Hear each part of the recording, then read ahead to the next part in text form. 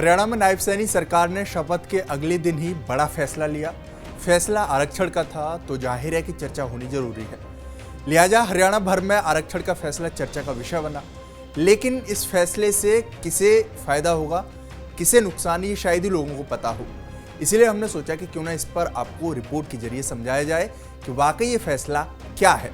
तो चलिए इस रिपोर्ट में बताएंगे। नमस्कार, मैं हूं देवेश यादव और आप देख रहे हैं टीवी 9।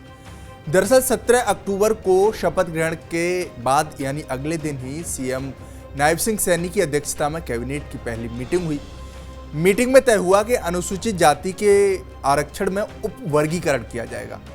उप वर्गीकरण का मतलब है अनुसूचित जातियां एससी या अनुसूचित जनजातियां एसटी के भीतर कोटे के अंदर अलग कोटा देना।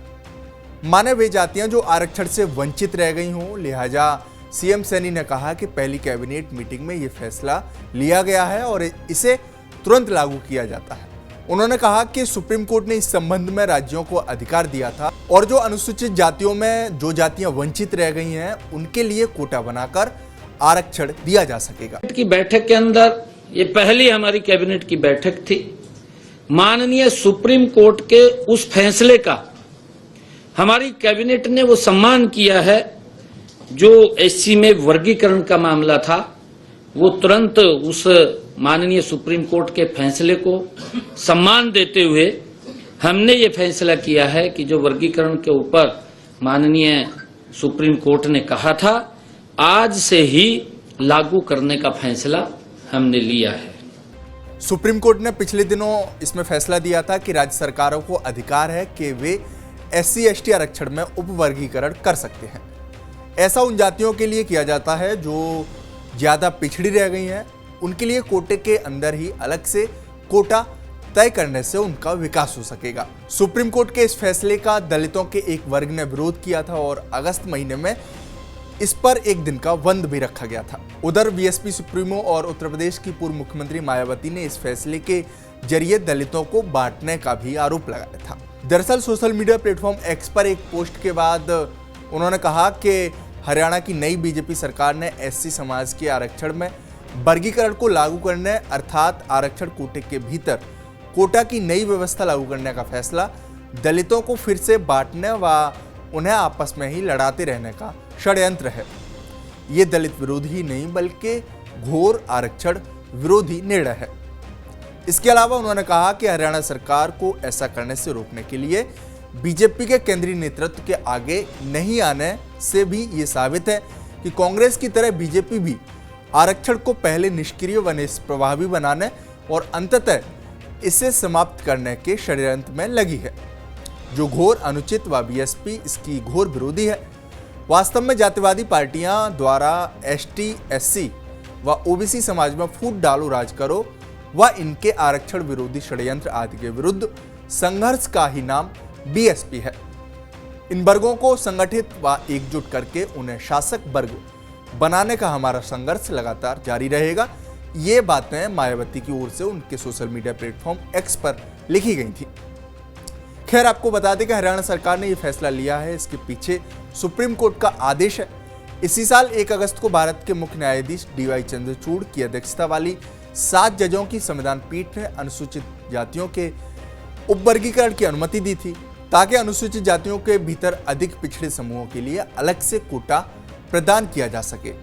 फैसला 7 जजों की पीठ ने 6-1 बहुमत से सुनाया था। बहरहाल उपवर्गीकरण क्या होता है ये समझ लीजिए। तो इसमें कोटे के भीतर कोटा दिया जाता है। माने कोटे के भीतर कोटे का मतलब है आरक्षण के पहले से आवंटित प्रतिशत के भीतर एक अलग आरक्षण व्यवस्था लागू करना।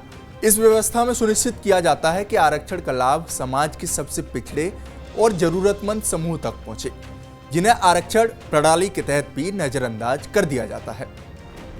इसका मुख्य उद्देश्य आरक्षण के बड़े समूहों के भीतर छोटे कमजोर वर्गों का अधिकार सुनिश्चित करना है ताकि वे भी आरक्षण का लाभ उठा सकें। उधर सरकार के इस फैसले का हरियाणा बीजेपी के प्रदेश अध्यक्ष मोहनलाल बड़ौली ने स्वागत करते हुए कहा कि हरियाणा सरकार का यह फैसला स्वागत योग्य है।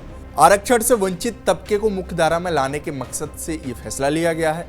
उन्होंने विपक्ष पर भी निशाना साधा और कहा कि राजनीतिक तौर पर विरोध करने वाले विरोध की वजह नहीं बता रहे हैं। अंतिम व्यक्ति तक आरक्षण का लाभ पहुंचे, ये फैसला इसलिए किया गया है। जो सर्वोच्च न्यायालय के फैसले का जो सम्मान हरियाणा सरकार ने किया है और हरियाणा प्रदेश के लोकप्रिय मुख्यमंत्री नायब सिंह सैनी, जिनके नेतृत्व में सरकार दूसरी बार मुख्यमंत्री बने हैं, भारतीय जनता पार्टी की तीसरी बार सरकार बनी है। और इस चुनाव के समय में भी बहुत सारे ऐसे लोग हमें चुनाव के समय मिले जिन्होंने ये डिमांड की थी कि इस व्यवस्था के कारण से बहुत सारे ऐसे छोटे समाज हैं, वाल्मीकि समाज है, दानक समाज है और बहुत सारे ऐसे समाज हैं, करीब 36-37 ऐसी जातियां, हमें अलग अलग जातियों के लोग मिले, बहुत थोड़ी संख्या में है। किसी गांव में हो सकता है एक ही घर है, किसी गांव में एक भी घर नहीं है। ऐसे समाज के लोग, जो अति पिछड़े समाज के लोग जो उससे वंचित रहे हैं, उनके बच्चों को भी भागीदारी मिले। बहरहाल सरकार के इस फैसले को लेकर हरियाणा में अब तक विपक्ष की ओर से कोई प्रतिक्रिया सामने नहीं आई है, लेकिन इस चुप्पी के कई मायने निकाले जा रहे हैं। कहा जा रहा है कि लोकसभा चुनाव के दौरान दलितों ने कांग्रेस को खूब वोट किया था, वहीं विधानसभा चुनाव के दौरान इस वोट प्रतिशत में कमी आई थी, लेकिन दलितों ने कांग्रेस पर भरोसा बनाए रखा और इसीलिए कांग्रेस नेता इस पर कुछ भी बोलने से कतराते नजर आ रहे हैं या नहीं बोल रहे हैं। खैर, आपकी इस रिपोर्ट पर क्या राय है? क्या ये फैसला सही है? इससे उस तबके को भी लाभ मिलेगा जो वंचित रह गया है? हमें कमेंट बॉक्स में जरूर बताएं। साथ ही हमारे चैनल को सब्सक्राइब करना ना भूलें। शुक्रिया।